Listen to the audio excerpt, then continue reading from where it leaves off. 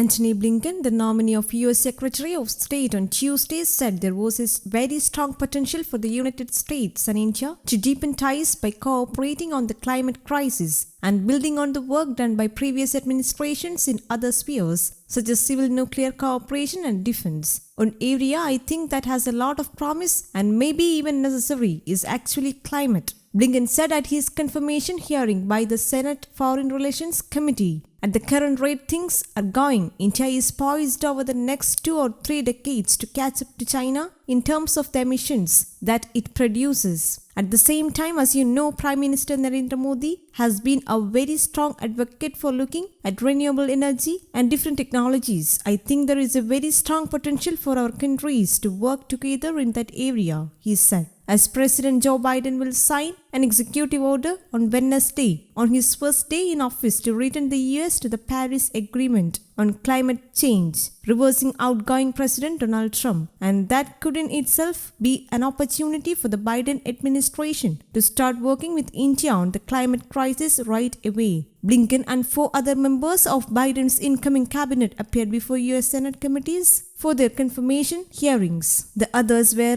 Lloyd Austin III, nominee for Secretary Defense; Janet Yellen, nominee for Treasury Secretary; Avril Haines, nominee for Director of National Intelligence; and Alejandro, nominee for Secretary of Homeland Security.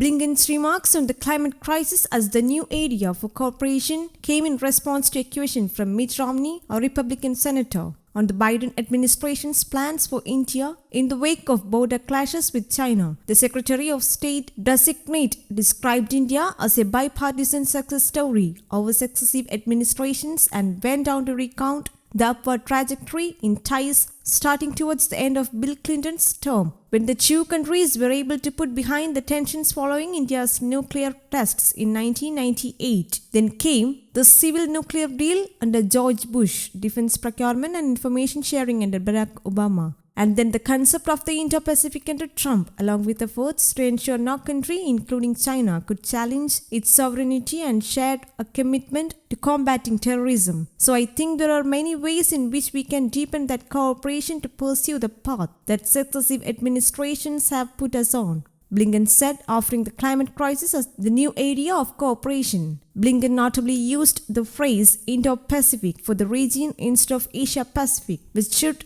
reassure Indian commentators who have been alarmed by the use of the latter term by Biden and some members of his team as a concession to the Chinese. Beijing dislikes the phrase Indo-Pacific, and its official state media has openly called for the incoming US president and his team to use Asia-Pacific. Indian foreign policy experts and commentators are closely watching the incoming administration's remarks on China for clues to future policy. China was a top issue of concern for senators at Blinken's hearing also, along with Russia and Iran. Biden and his team have characterized China as a competitor, and Blinken and Haines both stated at their hearings that it will be the incoming administration's goal will be to outcompete China. News Desk Kamudi, English.